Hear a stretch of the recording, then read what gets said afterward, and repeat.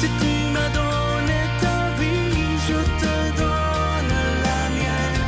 Dans le froid de la nuit, mon cœur t'appartient. Et quand la tristesse arrive, je sais tu es là, toujours près de moi. Bon vendredi, bienvenue à votre émission La Victoire de l'amour. Aujourd'hui, comme on le fait toutes les semaines, on rejoint quelqu'un qu'on apprécie beaucoup et je suis content parce que vous l'appréciez énormément. Elle est médecin chirurgienne, la docteure Valérie Julie Brousseau.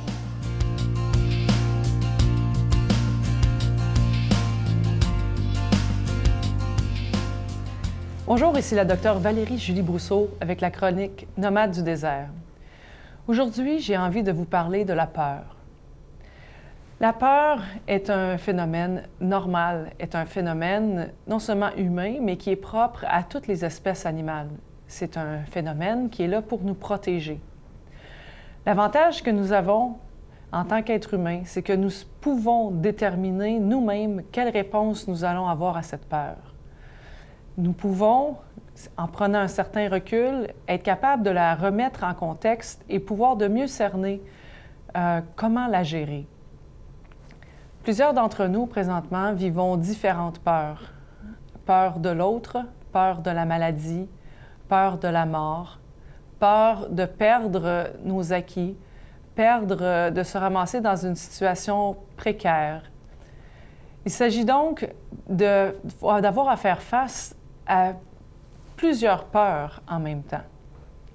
La première chose à faire devant cette peur, c'est d'abord de l'admettre, de l'accueillir, d'être capable de la verbaliser, d'être capable de dire « j'ai peur de » et de pouvoir faire une liste des choses qui nous font peur présentement. Une fois que cette réalisation-là est faite, cette prise de conscience peut nous permettre de mieux remettre les différents éléments de notre peur à leur place. Les remettre à leur place pour pouvoir mieux cerner la logique de notre peur, évaluer si elle est excessive, si elle est même parfois peut-être insuffisante dans certains domaines, ou si elle peut être remise à sa place et ajustée. La peur est un phénomène, lorsqu'il est bien ajusté, qui est sain, parce qu'il vous permet et vous motive d'évaluer la situation de façon concrète et réelle, mais aussi de pouvoir y apporter des solutions et des ajustements concrets et réels. Il s'agit donc de se saisir de ce sentiment qui nous perturbe pour l'utiliser comme un moteur constructif de notre vie. Un moteur qui nous permette de surmonter les circonstances de façon constructive et de pouvoir entretenir envers le futur un objectif qui soit positif et lumineux. La peur, lorsqu'elle est partagée, peut diminuer, mais elle peut aussi décupler la peur des autres. Donc, il est important de ne pas, entre nous, se faire des peurs, mais de prendre la peine de trouver la juste mesure qui puisse informer, qui puisse supporter et qui puisse aussi offrir des solutions concrètes, que ce soit par une présence, par un téléphone, par une planification financière, une planification de gestion, en faisant un horaire, en donnant une structure à nos vies, qui puisse nous continuer de nous aider à aller vers l'avant. Il s'agit donc non pas de nous laisser dévorer par ce dragon de la peur, mais bien à le regarder dans les yeux, à le réduire à sa juste mesure et à trouver des moyens pour pouvoir lui faire face et en ressortir un trésor qui vienne enrichir nos vies aujourd'hui et demain. À la semaine prochaine.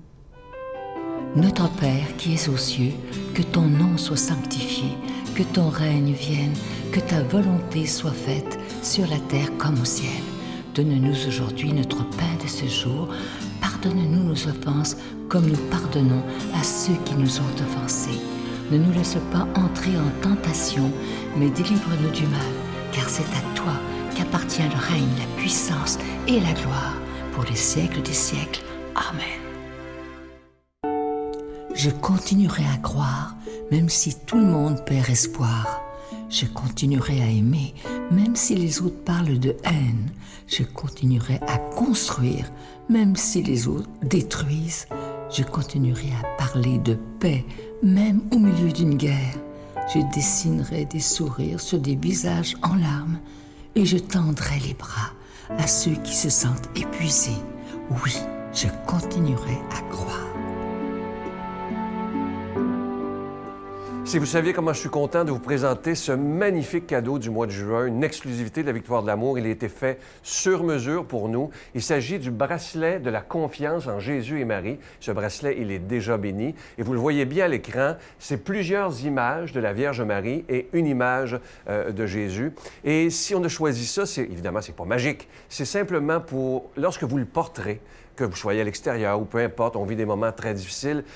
Le bracelet, on le fait simplement pour nous rappeler que pendant ces moments difficiles, nous ne sommes pas seuls. Jésus et Marie sont avec nous pour traverser cette épreuve avec eux. Alors, c'est simplement pour nous rappeler que nous ne sommes pas seuls. Vous le recevrez avec un don de 25 $ et si vous en voulez deux, avec un don de 40 $. Et comme je vous le dis souvent, nous faisons tout ce qui est en notre possible pour continuer à être en ondes 7 jours par semaine. Je vous donne l'adresse, la Victoire de l'amour, case postale 120, succursale Boucherville à Boucherville, le J4B 5E6, je vous la redonne, la Victoire de l'amour, case postale 120, succursale Boucherville à Boucherville, le J4B 5E6. Également par téléphone par carte de crédit dans le 514-523-4433, 523-4433 ou sans frais, le 1-888-811-9291, 1-888-811-9291 et aussi sur notre site Internet, le www.lavictoiredelamour.org. Alors, je vous rappelle, ce magnifique bracelet, il est vraiment de toute beauté.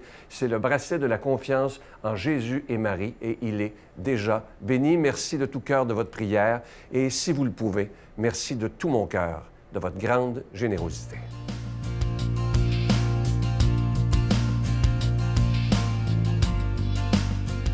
Mon Dieu, donnez-moi la sérénité d'accepter les choses que je ne peux changer, le courage de changer les choses que je peux et la sagesse d'en connaître la différence. Amen.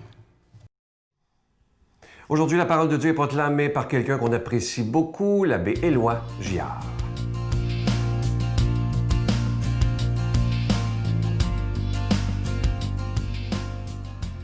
Hey, bon matin, mes amis. Ça me fait super plaisir d'être avec vous encore une fois aujourd'hui. Hey, 5 juin, le temps avance. Le mois de juin, là, c'est un mois que j'aime beaucoup, moi. Je ne sais pas si vous êtes comme moi. Bon, les semences sont terminées, la première coupe de foin s'en vient, ça sent la vie. L'école est terminée pour les étudiants du cégep université, il y a les élèves du primaire ou du secondaire. Habituellement, ont des fourmis d'un jambe. Là, c'est plus le cas cette année, bien sûr, on le sait. Mais on entre de plein pied dans l'été, puis comme on sait que tout le monde trouve toujours l'été trop court, on en profite. La Saint-Jean-Baptiste s'en vient. Bon, alors voilà, c'est un mois qui fait du bien, en tous les cas, pour moi. Un mois riche. Et on est dans l'Évangile de Marc aujourd'hui. Il va falloir se forcer pour trouver quelque chose de riche pour nous là-dedans. C'est rare que je dise ça, mais vous allez comprendre. Alors, on est dans l'Évangile de Marc, comme je viens de vous dire. Alors qu'il enseignait dans le temple, Jésus, prenant la parole, déclarait « Comment les scribes peuvent-ils dire que le Messie est le fils de David? David lui-même a dit, inspiré par l'Esprit Saint, « Le Seigneur a dit à mon Seigneur, siège à ma droite jusqu'à ce que j'aie placé tes ennemis sous tes pieds. » David lui-même le nomme Seigneur. D'où vient alors qu'il est son fils? Et la foule nombreuse l'écoutait avec plaisir. Hey, l'autre jour, je disais à un ami, je ne sais pas si vous êtes comme moi en tout cas, je suis comme ça. L'autre jour, je disais à un ami, vous savez comment j'aime la musique, je joue du piano. Puis, je disais là à mon ami Roger... Et moi, là, je jouerais l'intégrale Bach, l'intégrale Chopin, Liszt, Schumann, Ravel, Beethoven, Stravinsky, Debussy, Messiaen. Je les jouerais toutes comme ils n'ont jamais été joués là, partout sur la planète. Là. Ça serait extraordinaire. Ça ne me comblerait pas, ça ferait juste attiser ma soif intérieure. Tant que je n'aurais pas rencontré, puis heureusement, j'ai eu la chance de le faire une fois dans ma vie au moins, là, l'amour, l'absolu de l'amour, je reste... ça fait juste attiser ma soif. N'importe quoi qui vient de l'extérieur. Eh bien, ce texte-là, sans le vouloir, il attise ma soif parce que je ne sais pas trop quoi y trouver de vraiment nourrissant pour nous aujourd'hui. Que David, que le Messie soit le fils de David, puis David l'appelle Seigneur. En tout cas, Jésus est dans des confrontations avec les autorités religieuses de son époque, bien malgré lui. Ça ne me dit pas grand-chose. Mais il y a quand même des titres là-dedans, 2 titres quand même. Fils de David, Seigneur. On va regarder vite, ça peut nous aider à cheminer. Et fils de David, ça, c'est une appellation très populaire de Jésus à l'époque, puis en même temps dangereuse parce que David avait gagné sa légitimité parce qu'il avait remporté la victoire sur les ennemis, les Philistins, entre autres, avec Goliath, vous vous souvenez. Alors, un chef victorieux qui avait, quand on nommait Jésus fils de David, ça voulait dire qu'il allait libérer des Romains, en quelque part, hein? Qui serait le maître des nations. Mais Jésus voit son rôle de Messie bien autrement. Et je vous rappelle, je pense que j'en ai déjà parlé, mais ça fait longtemps, puis ça se peut bien que vous vous en rappeliez pas, un commentaire d'un écrivain français que j'aime beaucoup, qui est mort il y a une couple d'années. Il s'appelait Jean d'Ormesson. C'était pas un croyant frénétiquement épris de religion, d'Ormesson, hein? Mais ça l'intéressait, l'Évangile, ça l'intriguait. Il était membre de l'Académie française, un homme très populaire en France à son époque, là. Et il a écrit beaucoup de livres. Et un jour, il a fait un commentaire sur une station du chemin de croix avec d'autres personnes, puis ils ont publié ça. Ça lui avait été demandé. Puis on lui avait donné comme citation la mort de Jésus. Et d'Ormesson commence comme ça son commentaire. Écoutez bien comment il commence. Il n'y a qu'une révolution dans l'histoire des humains, la mort de Jésus-Christ sur la croix. Hey, c'est incroyable d'écrire ça. Une révolution dans l'histoire des humains. Pourtant, dans l'histoire des humains, des révolutions, on s'en est offert quelques-unes. Prenons juste le 20e siècle. Révolution russe, révolution chinoise, à coup de dizaines de millions de morts. Révolution tranquille au tournant des années 60 au Québec. Il fallait qu'il y ait des choses qui changent. Mais si d'Ormesson dit « il n'y a qu'une véritable révolution dans l'histoire du monde », il ne dit même pas une véritable, il dit « il n'y a qu'une révolution dans l'histoire des hommes ». Qu'est-ce qu'il veut dire? C'est que la mort de Jésus-Christ sur la croix, Jésus conçoit son messianisme, son titre de fils de David, comment? Comme il l'aime jusqu'au bout, et de cette manière-là, il ne nous change pas par le dehors comme les autres révolutions, mais il vient nous chercher par le fond. Une personne change vraiment de manière réellement constructive et réellement durable quand elle est touchée au fond. Alors, fils de David, c'est ça que ça veut dire pour nous ce matin. Jésus conçoit son rôle, parce que nous, on a tendance à transférer la grandeur au dehors de nous, hein? On cherche la grandeur au dehors. Jésus nous ramène radicalement au fond de nous. Jésus, il dit, si on veut que le monde ait une chance de changer, il faut que les gens fassent l'expérience de l'amour. Qu'il nous bénisse en ce sens ce matin, au nom du Père et du Fils et du Saint-Esprit. Amen. Bonne vie, bonne expérience qui change tout. Amen. À bientôt tout le monde. Je vous salue Marie, pleine de grâce. Le Seigneur est avec vous. Vous êtes bénie entre toutes les femmes, et Jésus, le fruit de vos entrailles, est béni. Sainte Marie, Mère de Dieu, priez pour nous pauvres pécheurs, maintenant et à l'heure de notre mort. Amen.